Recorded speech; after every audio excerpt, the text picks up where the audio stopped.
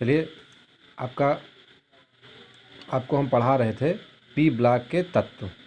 ठीक है, हमने स्टार्ट किया था पी ब्लॉक के तत्व, और इसमें सबसे पहला जो टॉपिक हमने पढ़ाया था वो पढ़ाया था वर्ग 15 या 5th ए, जिसको हम लोग कहते हैं नाइट्रोजन परिवार।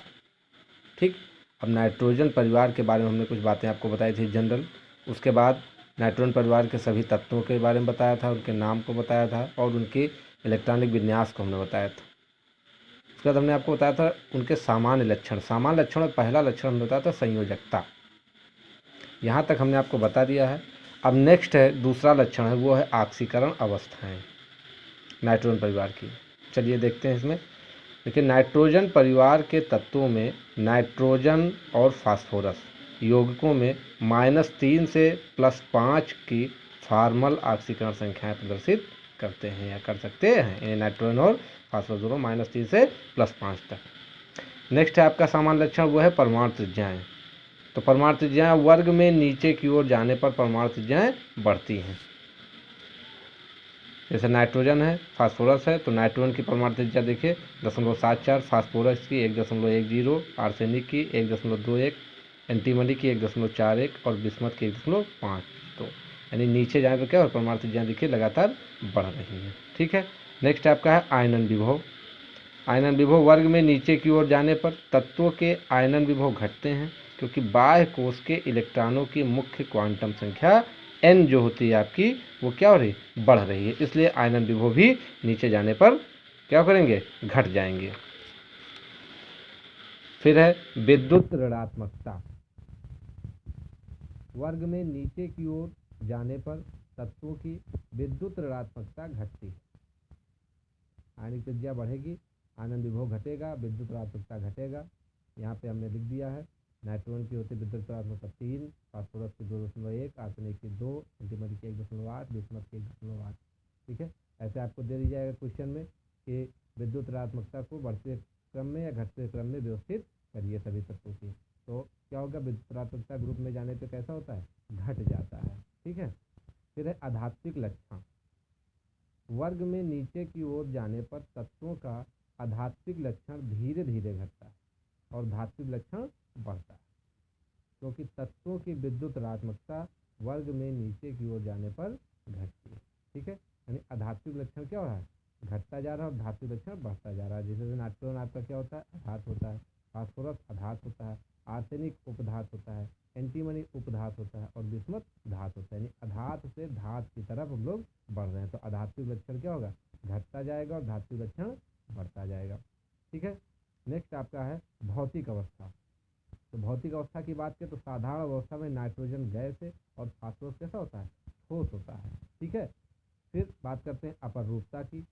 नाइट्रोजन के 2 ठोस अपरूप कौन कौन से, अल्फा नाइट्रोजन जो क्यूबिक होता है, क्यूबिक टाइप का, और बीटा नाइट्रोजन हेक्सागोनल इसका स्ट्रक्चर होता है। ये 2 नाइट्रोजन के अपर रूप हैं। कौन कौन, अल्फा नाइट्रोजन और बीटा नाइट्रोजन। अल्फा नाइट्रोजन का शेप कैसा होता है, क्यूबिक, और बीटा नाइट्रोजन का शेप कैसा होता है, हेक्सागोनल। ठीक है, फास्फोरस के कई अपर रूप ज्ञात हैं, जिनमें 2 आपके पास मुख्य अपर रूप हैं। एक है सफ़ेद फास्फोरस और दूसरा है लाल फास्फोरस। ये 2 मुख्य अपर रूप, और ये दोनों अपर रूप कैसे हैं, ठोस हैं। ठीक, अब रासायनिक अक्रियाशीलता की बात करते हैं। तो साधारण अवस्था में नाइट्रोजन रासायनिक रूप से निष्क्रिय गैस है। उच्च ताप पर नाइट्रोजन ऑक्सीजन से संयोग करके नाइट्रिक ऑक्साइड NO बनाती है। सफ़ेद फास्फोरस बहुत अभिक्रियाशील है। यह वायु में स्वतः ऑक्सीकृत हो जाता है और जलने लगता है। उच्च ताप पर सफ़ेद फास्फोरस और हाइड्रोजन के सीधे संयोग से फास्फीन गैस बनती है। जैसे सफ़ेद फास्फोरस रिएक्शन करेगा हाइड्रोजन से, क्या बन जाएगा, PH3, फास्फीन गैस बन जाएगी। ठीक है, अब इनके यौगिकों की प्रकृति की बात करें तो नाइट्रोजन और फास्फोरस दोनों कैसे यौगिक होते हैं, सहसंयोजक यौगिक होते हैं। ठीक है, सहसंयोजक यौगिक बनाते हैं कौन कौन से यौगिक, पहला बनाते हैं ऑक्साइड। नाइट्रोजन कई गैसीय ऑक्साइड बनाता है, जैसे N2O nitrous oxide, NO nitric oxide, NO2 nitrogen dioxide, N2O3 nitrogen trioxide, N2O5 nitrogen pentoxide. इनको आपको याद करना है, इनके नाम, इनके फार्मूले ये आपको याद कर लेने हैं नाइट्रोजन की ऑक्साइड, ठीक है। इसमें जो आपका पहला होता है नाइट्रस ऑक्साइड N2O, इसको हम लोग कहते हैं लाफिंग गैस, हास गैस कहते हैं, ठीक है। लाफिंग गैस कहा था, कई बार पूछा गया कि लाफिंग गैस क्या होता है, तो क्या होता है नाइट्रस ऑक्साइड होता है, N2O होता है, ठीक। फिर बात आती है फास्फोरस के दो मुख्य ऑक्साइड, फास्फोरस ट्राइऑक्साइड ये P4O6 और फास्फोरस पेंटा ऑक्साइड P4O10। अब एक चीज़ आप इसमें देखिए, हमने कहा फास्फोरस ट्राइऑक्साइड, ट्राइऑक्साइड मतलब 3 ऑक्सीजन, ठीक है। तो एक फास्फोरस क्या P2O6, इसका अगर जो फार्मूला होना चाहिए वो होना चाहिए P2O3, लेकिन चूंकि ये द्विपरमाणुक होने के कारण ये डबल हो जाता है, P4O6 हो जाता है। ऐसे फास्फोरस पेंटाऑक्साइड भी हो जाता है, P4O10 हो जाता है, ठीक है। आर्सेनिक के मुख्य ऑक्साइड हैं आर्सेनिक ट्राइऑक्साइड As4O6, ये भी द्विपरमाणुक होता है। एंटीमनी का मुख्य ऑक्साइड है Sb4O6, ये भी द्विपरमाणुक होता है। Bismuth trioxide Bi2O3। ये देखने में आता है कि वर्ग में नीचे की ओर जाने पर ट्राई ऑक्साइडों का अम्लीय लक्षण धीरे धीरे घटता है और क्षारीय लक्षण बढ़ता है। लेकिन यहाँ पे हमने पॉइंट वाइज कर दिया, पॉइंट वाइज इसलिए कर दिया ताकि आपको याद करने में आसानी हो, ठीक है। अगर एक साइड एक तरह से हम लिखवा देते तो फिर आप याद नहीं कर पाते, उसको कहानी की तरह पढ़ जाते। अब हमने पॉइंट में ये कर दिया है ताकि आपको एक एक लाइन सारी याद हो जाए, ठीक है। तो अगर जो हम इनके लक्षण की बात करें अम्लीय से क्षारीय की तरफ, तो देखिए धीरे धीरे क्या हो रहा है, अम्लीय से क्षारीय की तरफ घटता जा रहा है, यानी क्षारीय की तरफ बढ़ता जा रहा है। N2O3 ये सबसे ज़्यादा अम्लीय होगा, फिर P4O6 अम्लीय होगा, As4O6 उभयधर्मी, Sp4O6 उभयधर्मी और Bi2O3 बेसिक, यानी अम्ल से क्षार की तरफ बढ़ते जा रहे हैं, ठीक है। अब क्वेश्चन आपसे पूछा जाएगा कि निम्न प्रकार के ऑक्साइड हैं, इनको इनकी अम्लीयता के घटते हुए क्रम में व्यवस्थित करिए। तो ये हमने क्या किया, अम्लीयता के घटते हुए क्रम में व्यवस्थित कर दिया है, ठीक है। दूसरा क्वेश्चन आपसे ऐसा भी पूछा सकता है कि ये निम्न ऑक्साइड हैं, इनको आप क्षारकता के बढ़ते हुए क्रम में, तो क्षारकता का तो आप किधर से लगाओगे, ये सबसे ज़्यादा क्षार होगा तो आप इसकी तरफ लगाओगे, ठीक है, इस तरह लगा दोगे, क्षार के बढ़ते हुए क्रम में ये आप एडजस्ट कर दोगे, ठीक।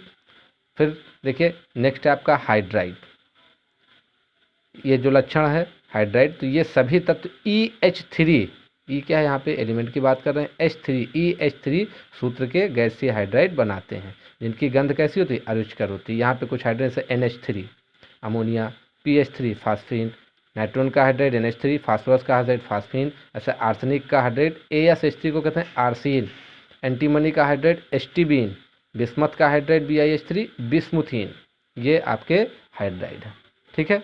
नेक्स्ट आपका है हैलाइड, ये सभी तत्व EX3 सूत्र के साथ संयोजक ट्राई हैलाइड बनाते हैं, NCl3, PCl3, AsCl3, SbCl3, BiCl3। यहाँ हमने इनकी क्वालिटी भी रख दी है। NCl3 क्या होता है, द्रव होता है, PCl3 द्रव, AsCl3 द्रव, SbCl3 ठोस और BiCl3 ठोस होता है, ठीक है। और लास्ट आपका है जो सबसे इम्पॉर्टेंट है वो है ऑक्सी अम्ल। ये नाइट्रोजन परिवार के जो तत्व हैं ये ऑक्सी अम्ल भी बनाते हैं, जिसमें नाइट्रोजन और फास्फोरस के ऑक्सी अम्ल आपके लिए बहुत ज़्यादा इंपॉर्टेंट है। आपसे पूछा आता है क्वेश्चन कि नाइट्रोजन के 2 ऑक्सी अम्ल का नाम बताइए या फास्फोरस के 3 ऑक्सी अम्ल का नाम बताइए, ठीक है। तो यहाँ पे हम कुछ ऑक्सी अम्ल लिख दे रहे हैं। ऑक्सी अम्ल नाइट्रस अम्ल जिसका फॉर्मूला होता है HNO2 और नाइट्रिक अम्ल HNO3, ये 2 जो आपके नाइट्रोजन के ऑक्सी अम्ल हैं, ठीक है। फास्फोरस के कई ऑक्सी अम्ल हैं, जिसमें H3PO2 जिसे हम कहते हैं हाइपोफास्फोरस अम्ल, H3PO3 फास्फोरस अम्ल, H4P2O5 पायरोफास्फोरस अम्ल, HPO3 मेटाफास्फोरिक अम्ल, H3PO4 आर्थोफास्फोरिक अम्ल, H4P2O7 पायरोफास्फोरिक अम्ल। तो ये इतने फास्फोरस के ऑक्सी अम्ल हैं, नाइट्रोजन के 2 हैं, ठीक है। इनको आपको याद कर लेना है। सारे ये जितने भी लक्षण हैं ये आपके इंपॉर्टेंट हैं, इसमें से आपका लॉन्ग क्वेश्चन बनता है, ठीक। ये नाइट्रोजन परिवार के कुछ सामान्य लक्षण हैं जो हमने आपको लिखा दिए हैं। अब आपको इसको बढ़िया से इसका नोट्स बना लेना है, ठीक है, और अच्छे से इसको याद कर लेना है। धन्यवाद।